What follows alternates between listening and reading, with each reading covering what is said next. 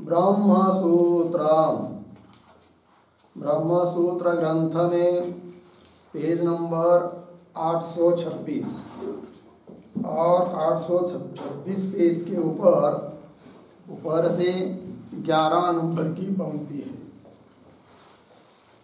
यत् पुनः उक्तम पशिहुंसादि योगात् अशुद्धम आध्वरिकम कर्म तस्य अनिष्टमपि फलम अवकल्पते इति।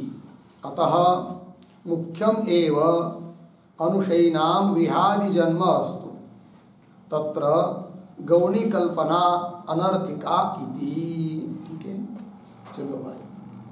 तो बात यह चल रही है कि तृतीय अध्याय प्रथम पाद और तृतीय अध्याय के प्रथम पाद का यह 6 नंबर का अधिकरण चल रहा है और इस अधिकरण का नाम है अन्याधिष्ठिताधिकरणम।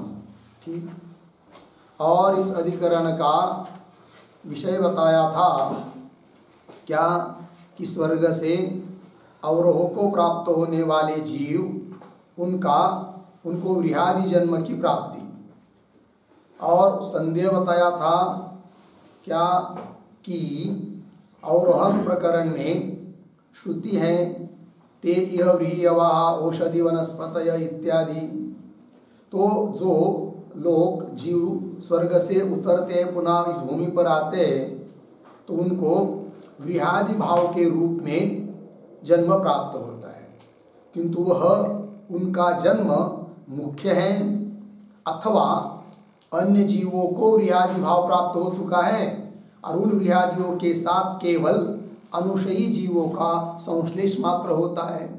दोनों में क्या बात है? तब पूर्व पक्षी ने तो कहा था कि गृहादि रूप में अनुशयी जीवों का मुख्य ही जन्म है, किंतु उनका निराकरण कर दिया, खंडन कर दिया। और सिद्धांतियों ने इस बात को बता दिया कि जो अनुशयी जीव नहीं है, स्वर्ग से आए हुए नहीं है, जायस्व मृयस्व गति वाले हैं, ऐसे किन्हीं जीवों को गृहादि शरीर की गृहादि भाव की प्राप्ति हुई है और उनके साथ अनुशयी जीवों का केवल संश्लेष मात्र होता है, संसर्ग होता है। इस बात को सिद्धांतियों ने बता दिया। और पूर्व पक्षी ने तो बात कही थी क्या कि स्वर्ग से आने वाले जो जीव हैं उनको ही गृहादि भाव की प्राप्ति होती है। क्यों? तो वो कहता है कि स्वर्ग से आए हुए होने के कारण कोई कहेगा कि उनमें पाप नहीं है, तो पाप नहीं है तो गृहादि की प्राप्ति होना तो पाप का फल है, उनके पास तो पाप ही नहीं है। तो पूर्व पक्षी ने कहा था कि जो लोग स्वर्ग में गए थे उन्होंने यज्ञ यागादि कर्म किए थे, उस समय उसमें पशु की हिंसा भी की थी और पशु हिंसा से पाप उत्पन्न हुआ था और यज्ञ वैदिक कर्म होने से उससे पुण्य भी उत्पन्न हुआ। पुण्य के बल पर स्वर्ग में चले गए, वहाँ के दिव्य भोग भोगे, किंतु यज्ञ करते समय जो हिंसा हुई थी वो तो पाप है। उसका फल भोगने के लिए पुनः जब वो मृत्यु लोक में आते तब वो गृहादि भाव को प्राप्त होते हैं, क्योंकि गृहादि भाव को प्राप्त होना ये पाप का ही फल हो सकता है और उनके पास पाप कहाँ से आया? इस प्रकार से आया, ऐसा कहा था पूर्व पक्षी ने। अतः यज्ञादि जो कर्म है वे पशु हिंसा से युक्त होने के कारण अशुद्ध है, ऐसा पूर्व पक्षी का अभिप्राय है।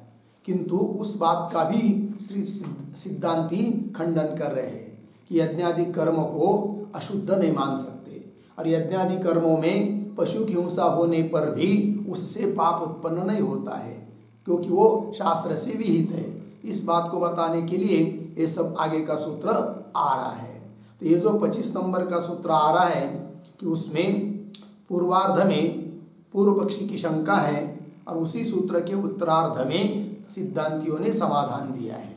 तो पूर्व पक्षी का क्या अभिप्राय है वह इस भाष्य पंक्ति में भगवान भाष्यकार बता रहे हैं, जो अभी मैंने पंक्ति पढ़ी, यत् पुनः उत्तम इत्यादि।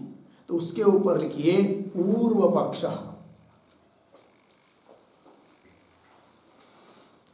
पूर्व पक्ष, ठीक है। और जो पंक्ति में पढ़ चुका हूँ उन शब्दों का थोड़ा सा अन्वय भी करते हैं। तो शुरू से पढ़ता हूँ अन्वय के अनुसार। यद पुनः उक्तम पशु हिंसादि योगात, या तक ठीक है। फिर एक शब्द छोड़कर आद्वरिकम कर्म, पीछे अशुद्धम, आगे तस्य अनिष्टम अपि फलम अवकल्पते इति अतः, या तक है। फिर दो शब्द छोड़कर आगे अनुशयिनाम वृहादि जन्म, पीछे मुख्यम एव, आगे अस्तु, आगे सरल है, ठीक है। पूर्व पक्षी बोल रहा है जो पीछे भी उसने कहा था, यद पुनः उक्तम, जो बात उसने कही थी, क्या कि पशु हिंसादि योगा, पशु हिंसा का संबंध होने के कारण आद्वरिकम कर्म अशुद्धम, आद्वरिकम कर्म यज्ञ यागादि कर्म वो कैसे है? अशुद्ध है।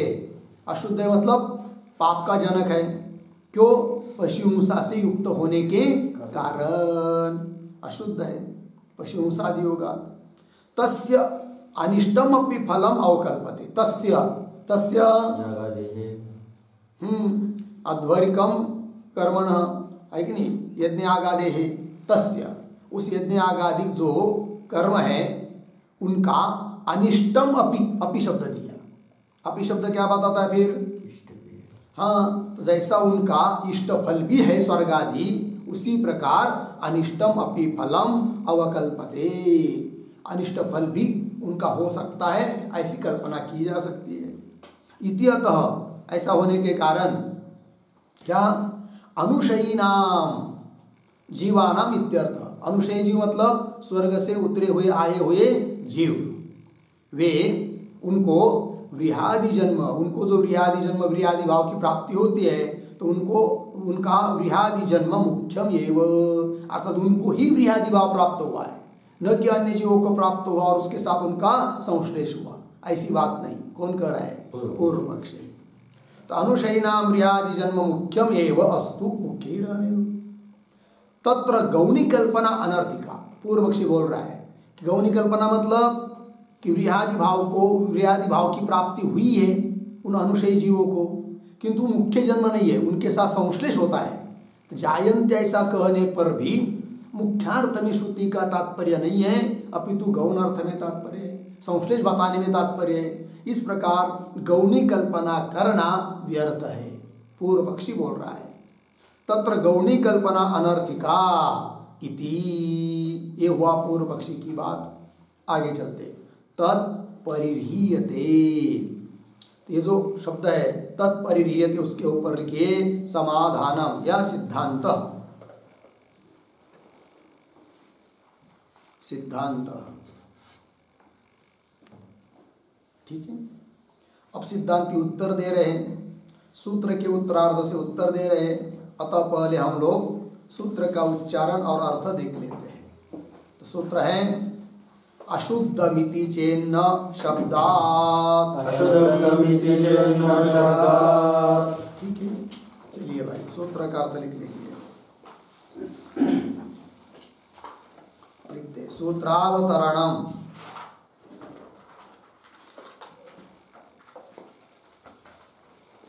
बराबर परोक्तम अनुद्य, परोक्तम अनुद्य निरस्यति, निरस्यति अशुद्धम इति, अशुद्धम इति। फिर नीचे के पंक्ति में सूत्रम बराबर अशुद्धमिति चेन्न शब्दात्, 3:1:25,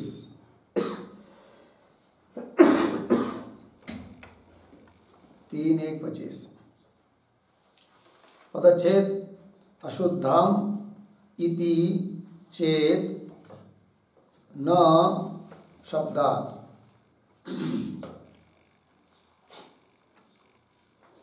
नीचे के पंक्ति में पदार्थोक्ति ही, बराबर प्रतीक अशुद्धम, अशुद्धम बराबर पशुहिंसादि योगात्,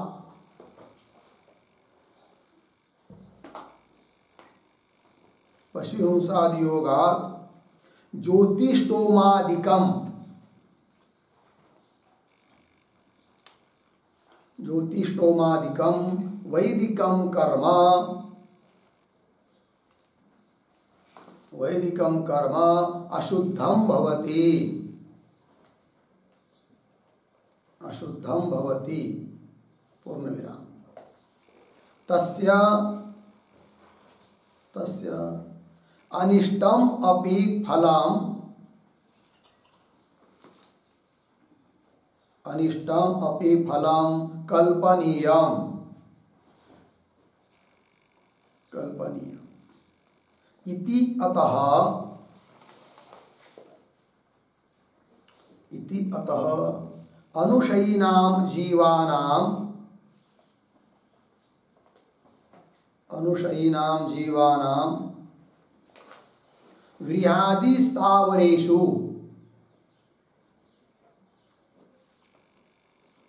गृहादि स्थावरेषु मुख्यम एव जन्म, मुख्यम एव जन्म अस्तु,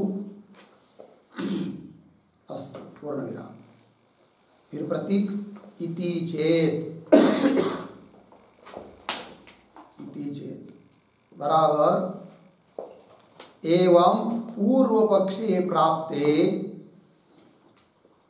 एवं पूर्व पक्षे प्राप्ते, आगे प्रतीक न बराबर वैदिकम ज्योतिष्टोमादिकम कर्म, वैदिकम ज्योतिष्टोमादिकम कर्म अशुद्धम इति, अशुद्धम इति न कल्पनीयम, न कल्पनीयम पूर्ण विराम। कौंस में लिखिए कुतः, प्रश्न चिन्ह आगे की तरफ बांध देकर कौंस बंद। फिर आगे प्रतीक शब्दात बराबर विधि रूपात शास्त्रात, विधि रूपात शास्त्रात पूर्ण विराम। आगे धर्माधर्म विज्ञानस्य, धर्माधर्म विज्ञानस्य शास्त्र हेतुत्वात् इत्यर्थः, शास्त्र हेतुत्वात् इत्यर्थः पूर्ण विराम। आगे हिंसा अनुग्रहाद्यात्मकस्य, हिंसा अनुग्रहाद्यात्मकस्य ज्योतिष्टोमादेः, ज्योतिष्टोमादेः धर्मत्वं, धर्मत्वं शास्त्रात् अवधारितम्, शास्त्रात् अवधारितम् अर्धविराम। तत्र तत्र अशुद्धत्वेन, अशुद्धत्वेन दुःख हेतुत्वं, दुःख हेतुत्वं कथं कल्प्यते, कथं कल्प्यते पूर्ण विराम। आगे उद्धरण में न हिंस्यात् सर्वभूतानि, न हिंस्यात् सर्वभूतानि उद्धरण चिन्ह इति, इति सर्वभूत विषया हिंसा, सर्वभूत विषया हिंसा निषेधस्य, निषेधस्य औत्सर्गिकस्य औत्सर्गिकस्य आगे उद्धरण चिन्ह में अग्निशोमीयम पशुम आलभेत अग्निशोमीयम पशुम आलभेत उद्धरण चिन्ह इति अपवाद शास्त्रेण इति अपवाद शास्त्रेण तयोः व्यवस्थित विषयत्वम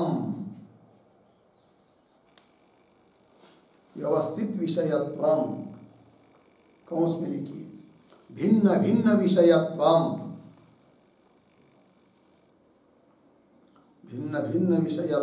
कौंस बन अस्ति पूर्ण विराम तस्मात् शुद्धेन वैदिक कर्मणा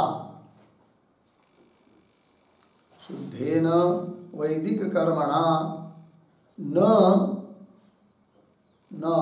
व्रीहादि स्थावरत्व प्राप्ति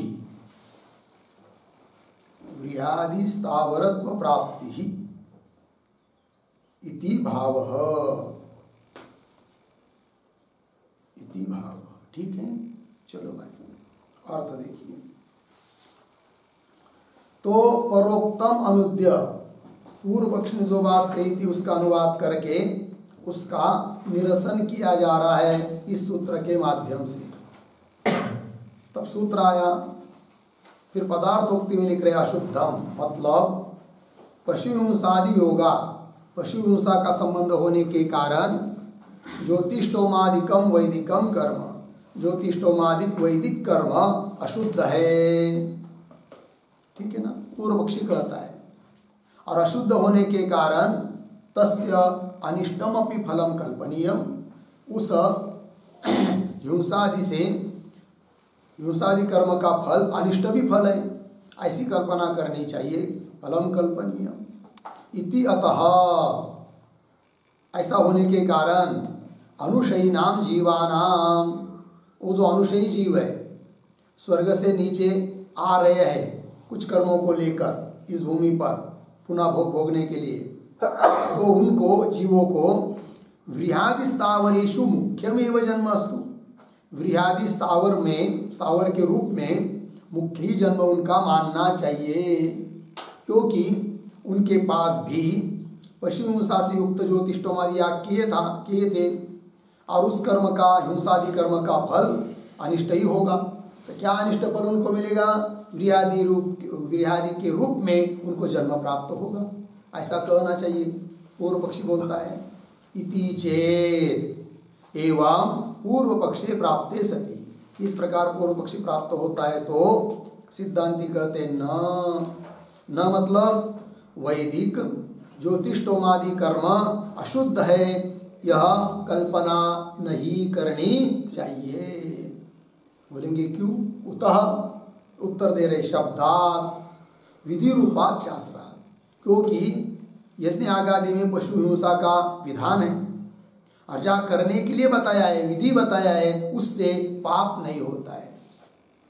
पाप उससे होता है यदि कोई निषिद्ध कर्म हो, वेद ने मना किया वो ये मत करो, तो भी आदमी कर रहा है, तब उससे पाप होता है। विहित कर्म से पाप होता नहीं है। विधि रूपात शास्त्रात। अच्छा, फिर किससे पाप होता है, किससे पुण्य होता है, अपने मन से हम तो कह नहीं सकते। उसके लिए केवल एकमात्र शास्त्र ही प्रमाण होता है। वही कह रहे धर्माधर्म विज्ञानस्य, धर्म का ज्ञान अधर्म का ज्ञान, ये तो उसके लिए तो शास्त्र ही, तो शास्त्र ही कारण है। शास्त्र जिसमें बताएगा कि इसमें पुण्य होता है तो पुण्य, इससे पाप होता है तो पाप, हम लोग तो निर्णय कर नहीं सकते। तो भले हम लोगों को यज्ञ में पशु की हिंसा दिखाई दे रही है, किंतु विधान होने के कारण उससे पाप होता है, ये कल्पना कर नहीं सकते। आगे हिंसा अनुग्रहाद्यात्मकस्य ज्योतिष्टोमादेः, तो ज्योतिष्टोमादि कैसे है? तो ज्योतिष्टोमादि का विशेषण है हिंसा अनुग्रहाद्यात्मकस्य। तो ज्योतिष्टोमादि याग हिंसा रूप भी है, क्योंकि उसमें हिंसा होती है पशु की, और अनुग्रह रूप भी है, क्योंकि ज्योतिष्ठोमादि यज्ञ याग करेंगे तो इंद्रादिक देव प्रसन्न हो जाते, तो उनके लिए वो अनुग्रह बन जाता है। ठीक है ना, तो दोनों रूप हो गया। हिंसा अनुग्रहाध्यात्मक ज्योतिष्ठोमादे धर्मत्व, वो धर्म है ऐसा शास्त्र कहता है। शास्त्रात् अवधारितम निश्चितम, इसलिए वो अशुद्ध है, उससे पाप उत्पन्न होता है, ये कल्पना करना ठीक नहीं। तत्र अशुद्धत्वेन दुख हेतुत्व कथम कल्प्यते, तो वो ज्योतिष्ठोमादि याग अशुद्ध है इसलिए वो दुख का कारण है, ऐसी कल्पना कैसे कर सकते हो? अर्थात नहीं कर सकते, क्योंकि शास्त्र ने तो उसको धर्म बताया है, ये बता रहे सिद्धांति। अब कदाचित पूर्व पक्षी कहेगा हिंसा का तो निषेध भी तो है, बोलेंगे कहा, तो बताया न हिंसा सर्वभूतानि, किसी भी प्राणी मात्र की हिंसा मत करो, तो हिंसा करना निषिद्ध कर रहे हैं, और तुम तो यज्ञ में हिंसा कर रहे हो तो पाप तो होगा ही होगा। कौन कहता है? पूर्व पक्षी। तब कह रहे न हिंसा सर्वभूतानि इति, सर्वभूत विषया, सर्वभूतों को, सभी प्राणी मात्रों को विषय करने वाली, बताइए क्या हिंसा का विषय, सभी प्राणी मात्रों के उद्देश्य से बताया है कि हिंसा किसी की भी मत करो। तो हिंसा निषेधस्य औत्सर्गिकस्य, किंतु सिद्धांति कहते अरे भाई वो बात तुम कह रहे हो ठीक है कि किसी भी प्राणी मात्र की हिंसा मत करो ऐसा शास्त्र ने बताया है, किंतु वह औत्सर्गिक नियम है, उत्सर्ग है वो, अर्थात सामान्य नियम है, और सामान्य नियम का विशेष नियम से क्या होता है? वाद होता है। तो विशेष नियम कौन है? तब आगे करे अग्निशोमियम पशु आलभेत, अग्निशोमी याग में पशु का आलभन करे इति अपवाद शास्त्रेण, या अपवाद शास्त्र है। ठीक है ना, अतः ये दोनों शास्त्रों का मेल कैसा बैठे? फिर एक शास्त्र कहता है, एक श्रुति कहती हिंसा करो अग्निशोम यागादियों में, और इधर कहता है न हिंसा सर्वभूतानि। तो वहाँ पर मीमांसकों ने निर्णय किया है क्या कि दोनों का भिन्न भिन्न विषय बताया है। तो अग्निशोमियम पशुमालभेत इसका विषय है यज्ञगत हिंसा करना, और न हिंसा सर्वभूतानि इसकी संगति फिर यज्ञ बाह्य हिंसा मत करो, ये उसका अर्थ है। तो उसका विषय अलग हो गया, इसका विषय अलग हो गया, अतः परस्पर कोई विरोध नहीं है, और यज्ञ हिंसा का निषेध भी नहीं है। क्यों? न हिंसा सर्वभूतानि, ये शास्त्र बताता है कि यज्ञ को छोड़कर अन्य जगह प्राणियों की हिंसा मत करो, वहां पर निषेध है।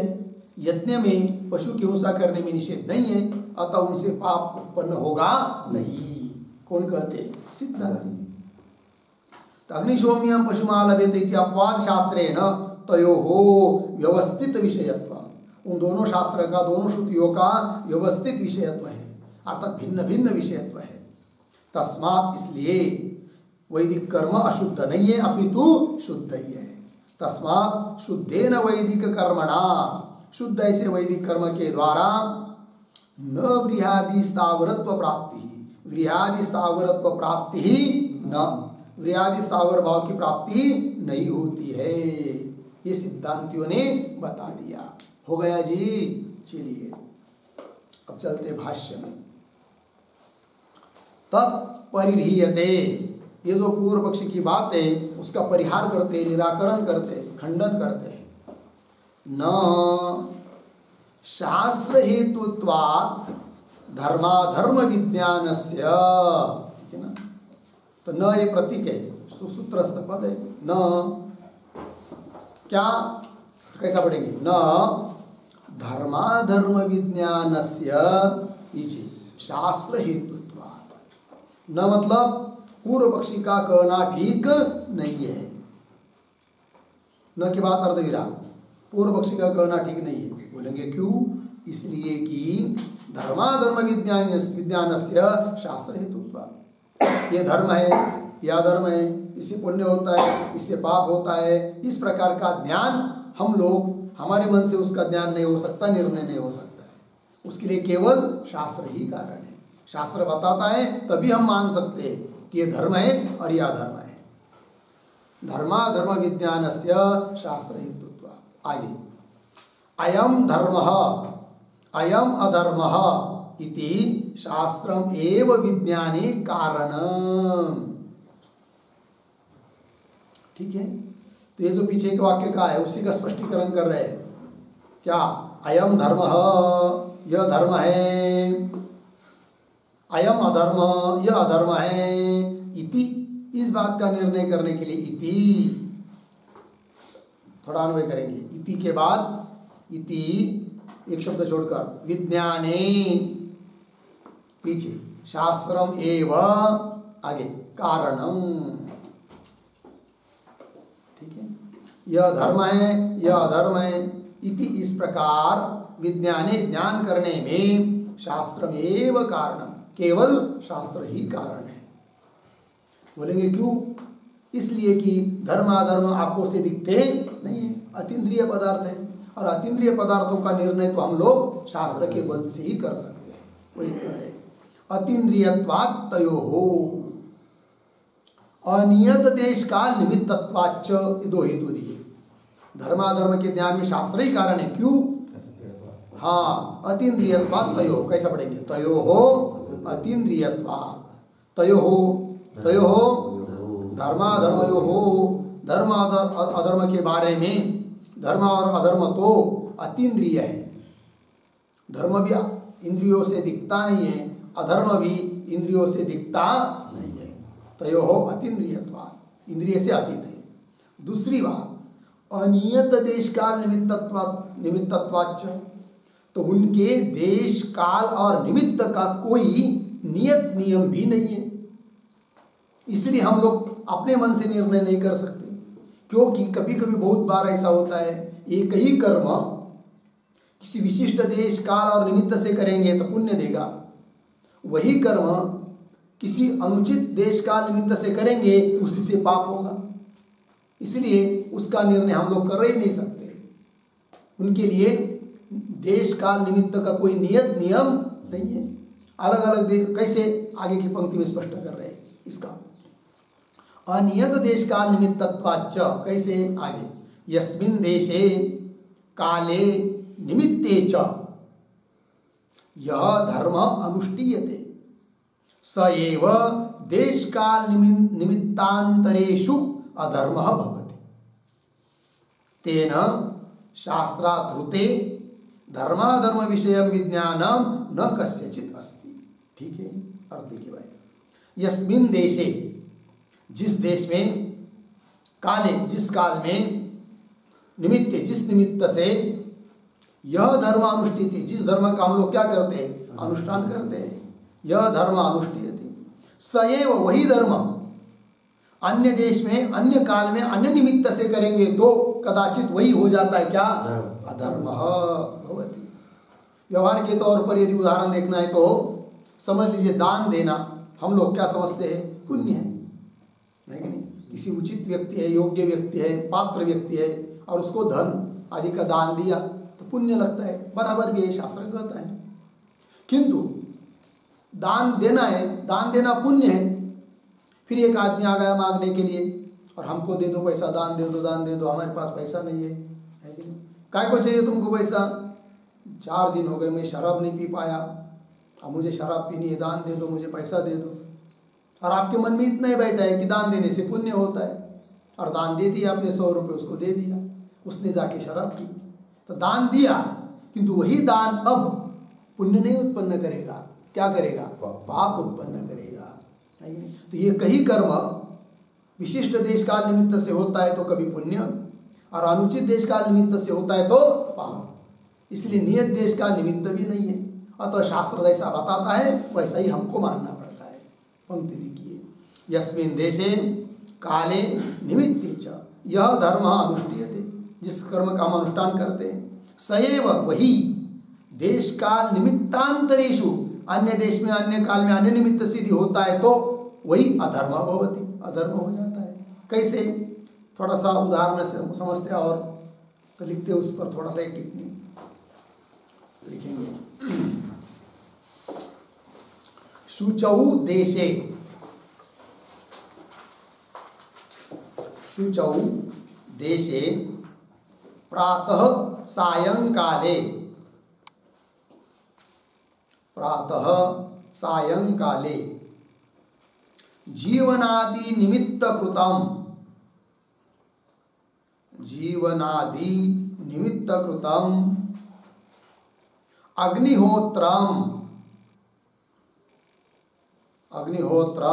धर्मो भवति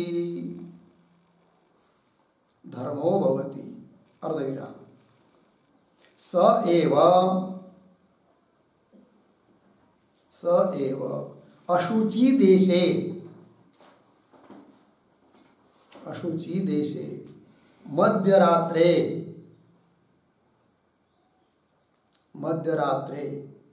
मरणादि निमित्ते कृतः सन् अधर्मो भवति इति निर्णयः शास्त्रैक साध्यः इत्यर्थः।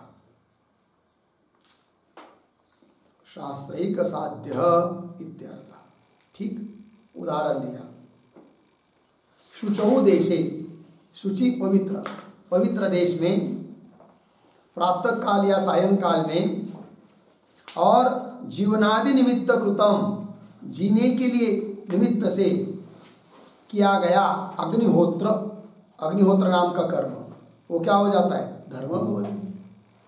अब सएव वही अग्निहोत्र अशुचि देश, अपवित्र देश में, अपवित्र स्थान में किया, स्मशान भूमि आदि जगह पर अशुचि देश है, और मध्यरात्रि में किया, सुबह नहीं किया, शाम को नहीं किया, मध्यरात्रि में किया, और मरणादि निमित्त से किया, मृत्यु आ जाए ऐसे निमित्त से किया हो, तो कृतः सन् अधर्म भवति। वही अग्निहोत्र अब क्या बन गया?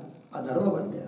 क्रिया वही है, आहुति वही है, सब कुछ बात सामग्री वही है, किंतु क्या बदल गया? देश काल निमित्त बदल गया, तो वो धर्म नहीं रहा, क्या बना फिर? अधर्म बन गया।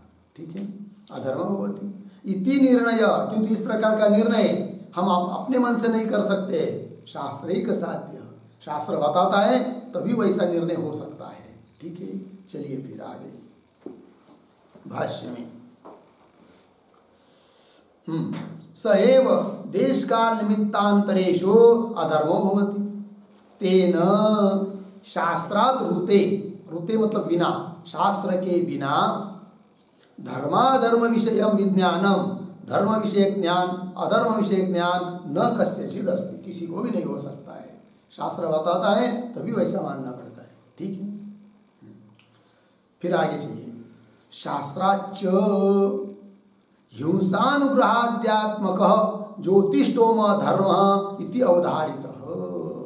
ठीक है जी, ये जो पंक्ति है शास्त्राच्च, उसके पहले एक वाक्य लिखिए,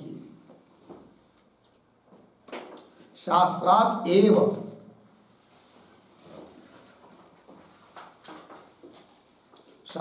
एव धर्मादि ज्ञाने अपि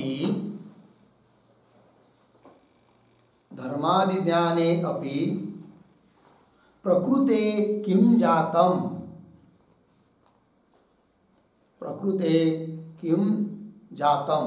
अर्धविराम तद आह शास्त्राच्च इति,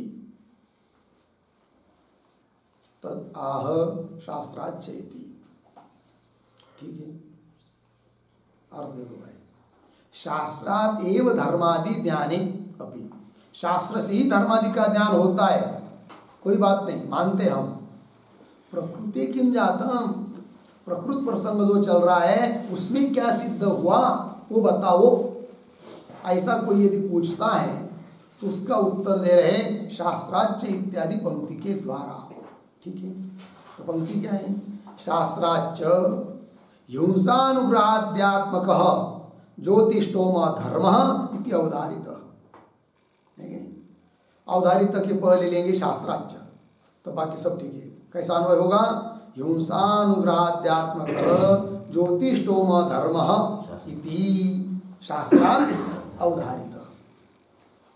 फिर आगे पढ़ते, सह एक शब्द छोड़कर अशुद्ध इति पीछे, कथम अंतिम में, वक्तुम पीछे, शक्यते हो गया ना, सह हो गया ना, अशुद्ध इति वक्तुम कथम शक्यते। हो गया। चलिए अन्वय के अनुसार अर्थ। हिंसा अनुग्रहाद्यात्मक ज्योतिष्टोम धर्म। तो ज्योतिष्टोम इसका विशेषण है हिंसा अनुग्रहाद्यात्मक। हिंसा स्वरूप अनुग्रह स्वरूप है ज्योतिष्टोमादि याग। तो हिंसा स्वरूप कैसा और अनुग्रह स्वरूप कैसा, तो उसके ऊपर एक छोटा सा वाक्य लिखिए। पश्वादेहे हिंसा, पश्वादेहे हिंसा अर्धविराम। इंद्रादिदेवोपरि, इंद्रादिदेवोपरि हविरादिदानेन, हविरादिदानेन अनुग्रह भवति, अनुग्रह भवति। ठीक, देखो भाई, तो ज्योतिष्टोमादि याग हिंसा स्वरूप है, क्योंकि उसमें पशु इत्यादि की हिंसा होती है कि नहीं। और हविष पदार्थ देते हैं, अग्निकुंड में हवन करते हैं, तो उससे क्या होता है, तो इंद्रादि देवों पर, इंद्रादि देवों के ऊपर हविष दान देने से उपकार हो जाता है, अनुग्रह हो जाता है, वो कृपा करते हैं, तो अनुग्रहात्मक भी है। कौन? ज्योतिष्टोमादि याग। इसलिए लिखा है हिंसा अनुग्रहाध्यात्मक ज्योतिष्टोम धर्म, वो धर्म है, धर्मात्मक कार्य, पुण्यात्मक कार्य इति शास्त्रात् अवधारित, ऐसा शास्त्र से निश्चय किया गया है। और ऐसा यदि है तो सह अशुद्ध इति कथम, अशुद्ध इति वक्तुम कथम शक्यते। सह, सह सह ज्योतिष्टोम धर्म, ज्योतिष्टोम याग वगैरह, तो सह अशुद्ध इति, वो अशुद्ध है, यज्ञ आदि कर्म अशुद्ध है, इति वक्तुम कथम शक्यते, ऐसा कैसा कह सकते हो, अर्थात वो अशुद्ध नहीं है, पापात्मक नहीं है, उसमें हिंसा होने पर भी वो पाप जनिका नहीं है। हो गया, ये बात बता दी। चलिए आगे। अब उसी पर पुनः पूर्व पक्षी आक्षेप कर रहा है, ननु न हिंसा सर्वभूतानि इति शास्त्रमेव भूत विषयां हिंसाम अधर्म इति अवगमयति। ठीक है, तो ननु, तो ननु के ऊपर लिखिए आक्षेप।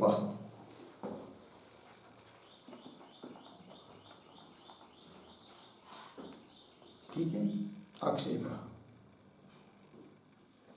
देखो भाई, ननु पूर्व पक्ष बोल रहा है, न हिंसा सर्वभूतानि, किसी भी प्राणी मात्र की हिंसा मत करो, इति शास्त्र में, वह शास्त्र ही तो बताता है क्या, भूत विषयाम हिंसाम अधर्म इति, भूत प्राणी मात्र विषय जो हिंसा है वह अधर्म है, ये तो शास्त्र ही बता रहा है। और यज्ञ में तुम हिंसा कर रहे तो अधर्म क्यों नहीं, फिर अधर्म ही मानना चाहिए, और अधर्म है तो अशुद्ध है। कौन? यज्ञ आदि कर्म कौन कर रहा है? पूर्व पक्ष। अधर्म हिंसा अधर्म इति अवगमयति, बता देती है, बोध करा देती है श्रुति। तब उत्तर दे रहे बाढ़म। ठीक है, तो बाढ़म के ऊपर लिखिए समाधानम, आक्षेप का उत्तर दे रहे। सिद्धांति कहते ठीक है, बाढ़म आता है वहां पर अर्ध स्वीकार। ठीक है, तुम बोल रहे हो तो, क्योंकि पशु की हिंसा करना, किसी भी प्राणी की हिंसा करना पाप है, बात तो ठीक है, तो भी ये पूर्व पक्षी तुम जितना बोल रहे हैं वो पूरा ठीक नहीं है। क्यों? कि हिंसा करना पाप है, ये बात सही होने पर भी याग में हिंसा करना पाप नहीं है, ऐसा कहना है। बाढ़म उत्सर्ग तु सह, वह क्या है? उत्सर्ग। उत्सर्ग सामान्य नियम है, कौन सा? हाँ, न हिंसा सर्वभूतानि, यह जो है वह सामान्य नियम है, उत्सर्ग तु सह। और उत्सर्ग का सामान्य नियम का बाद होता है किससे? अपवाद से, विशेष नियम से। वही करे अपवाद। कौन है अपवाद? अग्निशोमीय पशुम आलभेत, यह अपवाद है। तो अग्निशोमीय, अग्निशोमी याग इत्यादियों में पशु का आलभन करे, यह अपवाद है। और उत्सर्ग अपवादयोश्च व्यवस्थित विषयत्व, और जहाँ पर उत्सर्ग और अपवाद एक जगह आ जाते हैं वहाँ पर उनका व्यवस्थित विषयत्व बताया जाता है, भिन्न भिन्न विषयत्व बताया जाता है। अतः परस्पर में उनका कोई विरोध नहीं है। यहाँ पर फिर न हिंसा सर्वभूतानि, इसका क्या अर्थ होता है? सामान्य तौर पर देखेंगे तो कहीं पर भी किसी भी प्राणी की हिंसा मत करो, यह अर्थ निकल आता है। किंतु अपवाद जो श्रुति है उसको लेकर अर्थ करना पड़ेगा, नहीं तो अपवाद श्रुति का बाद होगा। न हिंसा सर्वभूतानि, इसका अर्थ यदि यच्च यावत कभी भी किसी भी समय में पशु की हिंसा नहीं करना चाहिए, ऐसा ही अर्थ करेंगे तो अग्निशोमियम पशु महालभेत, इसका क्या होगा? बाद होगा, निरर्थक हो जाएगी श्रुति। वो भी निरर्थक न हो और इस श्रुति के साथ भी विरोध न हो, ऐसा दोनों का मेल बिठाना पड़ता है। तब क्या मेल है? तो अग्निशोमियम पशु महालभेत, यह श्रुति तो विशेष रूप से बता रही है कि याग में हिंसा करो। तो फिर उत्सर्ग नियम का अर्थ होता है कि याग को छोड़कर अन्य जगह किसी भी प्राणी मात्र की हिंसा मत करो, यह अर्थ है किस वाक्य का? न हिंसा सर्वभूतानि, इस वाक्य का ऐसा अर्थ है। अतः दोनों का परस्पर विरोध नहीं है और यदि हिंसा अशुद्ध भी नहीं होती फिर ऐसा अर्थ करने से, ये बता रहे हैं इति। और उत्सर्ग अपवाद, उत्सर्ग और अपवादों में अपवादों का व्यवस्थित विषयत्व, उनका भिन्न भिन्न विषयत्व होता है। ठीक, चलिए। तस्मात् विशुद्धम कर्म वैदिकम, कैसा पढ़ेंगे?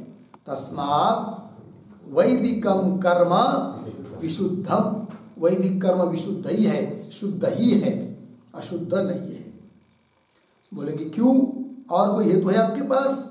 तो बोल रहे हैं एक तो वैदिक है, वो विहित है, और दूसरी बात शिष्टैः अनुष्ठीयमानत्वात्, एक हेतु और हेतु अनिन्द्यमानत्वाच्च, ये दूसरा।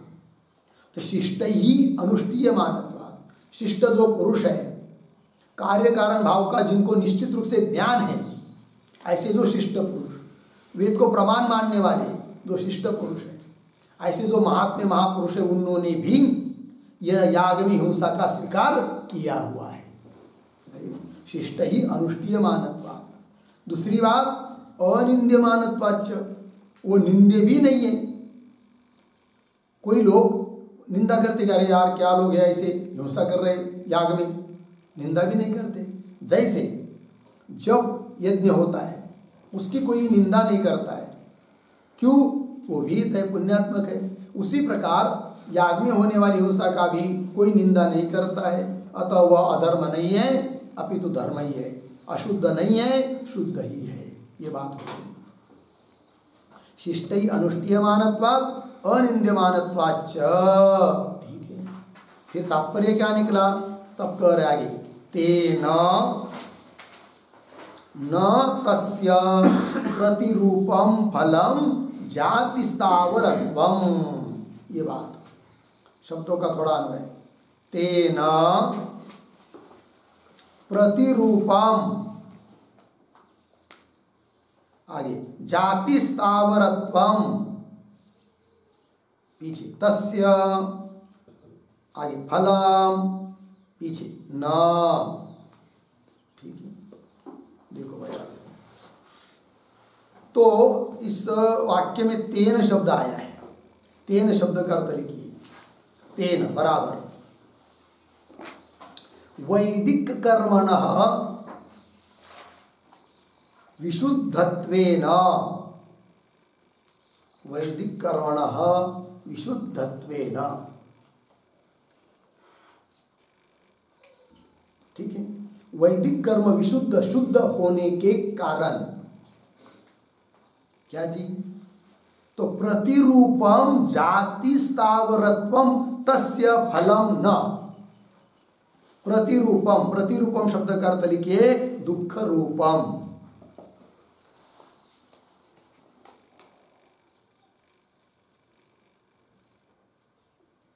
हो गया?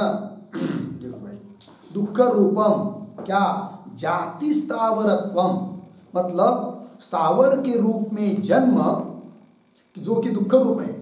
तो प्रतिरूपम ये विशेषण है, तो दुख रूप जो स्थावरात्मक रूप से जन्म, तस्य फलम न, तस्य यागादेः फलम न, यागादियों का फल या यागादि में होने वाली हिंसा का फल यह नहीं हो सकता है। क्यों? तेन तेन विशुद्धत्वेन, वैदिक कर्म विशुद्ध शुद्ध होने के कारण उस वैदिक कर्म का फल दुख रूप स्थावरात्मक जन्म नहीं हो सकता। बात लगी? पंक्ति देखिए, तेन प्रतिरूपम जाति स्थावरत्वम तस्य फलम न, उसका फल नहीं होगा। इसलिए स्थावर भाव की प्राप्ति होना मतलब उन अनुशयी जीवों को मुख्य जन्म प्राप्त होना, ऐसा अर्थ नहीं है। फिर वृहदि भाव को प्राप्त हुए जो अन्य जीव, उनके साथ केवल अनुशयी जीवों का संश्लेष मात्र हो जाता है, ये बात सिद्ध हो जाती है। ठीक, आगे देखिए, न च स्वादि जन्मवत अपि वृहदि जन्म भवितुम अर्हति, न कान्वय अर्हति के साथ च, और स्वादि जन्मवत, स्व कुत्ता, कुत्ता आदि शब्द से सुअर आदि, तो कुत्ता सुअर आदि जन्म की तरह भी वृहदि जन्म भवितुम न अर्हति। जैसे अनुशयी जीवों के लिए कभी कभी स्वादि जन्म बताया है, कभी ब्राह्मण जन्म बताया है, उनके कर्म के अनुसार उनके लिए वो मुख्य जन्म है। उसकी तरह वृहदि जन्म उनके लिए मुख्य नहीं है। स्वादि जन्म व स्वादि जन्म की तरह वृहदि जन्म भवितुम न अर्हति, वृहदि जन्म मुख्य नहीं हो सकता है स्वादि जन्मों की तरह, ये बात बता दी। बोले स्वादि जन्म क्यों मुख्य है फिर, और वृहदि जन्म मुख्य नहीं है, ऐसा क्यों? तब कह रहे तद ही कपूय चरणान अधिकृत्य उच्यते न एवं यह वैशेषिक कश्चित अधिकार अस्ति। ठीक है, देखो भाई, तद ही कपूय चरणान अधिकृत्य उच्यते, तद तद स्वादि जन्म, तद शब्द से क्या लेंगे? कुत्तादियों का जन्म। तद ही कपूय चरणान, कपूय चरण पापात्मक कर्म, पापाचरण, उन है नहीं, कपूय चरणान अधिकृत्य, पाप कर्म के अनुसार उद्देश्य से कहा गया है स्वादि जन्म। उस प्रकार वृहदि जन्म भी किसी पाप का फल है, ऐसा श्रुति ने बताया नहीं है। अतः वृहदि जन्म अनुशयी जीवों के लिए मुख्य जन्म नहीं है, ये बात उच्चते। आगे देखिए, न एवं यह वैशेषिक कश्चित अधिकार अस्ति, थोड़ा अन्वय, एवं यह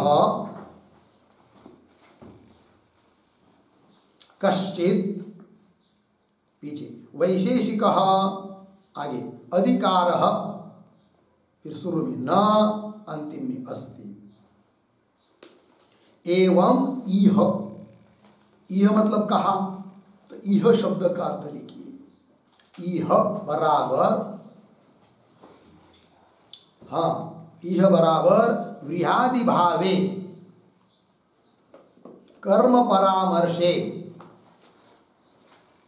वृहदि भावे कर्म परामर्शे कश्चित अधिकारः नास्ति, कश्चित अधिकारः नास्ति इति उक्तम, इति उक्तम। कंस में लिखिए, यहाँ वृहदि भाव में, वृहदि भाव में कर्म का परामर्श करने वाला, कर्म का परामर्श करने वाला कोई अधिकार नहीं है, कोई अधिकार नहीं है, ऐसा कहा गया है, ऐसा कहा गया है। ठीक है, देखो भाई अर्थ, तिरिह मतलब वृहदि भावे कर्म परामर्शे कश्चित अधिकार नास्ति इति उत्तम, मतलब यहाँ वृहदि भाव में कर्म का परामर्श करने वाला, कि वृहदि भाव को प्राप्ति हो गई, अमुक अमुक कर्म का फल है, ऐसा बताने वाला कोई नहीं, वाक्य कोई प्रकरण नहीं। कर्म का परामर्श करने वाला कोई अधिकार नहीं, अधिकार मतलब प्रकरण, कोई प्रकरण नहीं है, कोई श्रुति नहीं है, ऐसा कहा गया है, बता चुके हैं पीछे भी। चलिए फिर पंक्ति, एवं इह कश्चित कोई वैशेषिक विशेष रूप से अधिकार प्रकरणम नास्ति, ऐसा विशेष रूप से बताने वाला कोई प्रकरण नहीं है। ठीक है, फिर क्या निर्णय हुआ अंतिम में, तब करे अतः चंद्रमंडल स्खलितानाम अनुशयीनाम व्रीहादि संश्लेष मात्रम तद्भावः इति उपचर्यते। ठीक है, थोड़ा सा अन्वय, अतः चंद्रमंडल स्खलितानाम अनुशयीनाम, एक शब्द छोड़कर तद्भावः पीछे व्रीहादि संश्लेष मात्रम, आगे इति उपचर्यते। देखो भैया, अतः चंद्रमंडल स्खलितानाम, चंद्रमंडल स्वर्गलोक, उससे स्खलित, स्खलितानाम का अर्थ लिखे पतितानाम, स्वर्गलोक से जो पतित हुए नीचे आए कर्म भोगने के बाद पुनः मृत्युलोक में आते, ऐसे जो अनुशयी जीव, कुछ कर्म साथ में लेकर आए हुए जीव। अतः चंद्रमंडल स्खलितानाम अनुशयीनाम जीवानाम इत्यर्थ। क्या तद्भाव व्रीहादि भाव जो बताया है, व्रीहादि भाव की प्राप्ति जो बताई है, उसका मतलब व्रीहादि रूप से मुख्य जन्म नहीं है। फिर तद्भाव का अर्थ क्या है, व्रीहादि संश्लेष मात्रम, उन व्रीहादियों के साथ उनका केवल संश्लेष हो जाता है, संसर्ग हो जाता है। इति उपचर्यते, ऐसा श्रुति का गौण अर्थ करके बताया गया है। ठीक है, क्योंकि उपक्रम उपसंहार बीच में सभी बातों का विचार करके ये सब निर्णय किया जा चुका है। हो गया जी, उपचर्यते इति। ये 25 नंबर के सूत्र का भाष्य पूरा हुआ। आगे का विचार हम लोग कल करते हैं। ओम पूर्णमदः पूर्णमिदं पूर्णात् पूर्णमुदच्यते पूर्णस्य पूर्णमादाय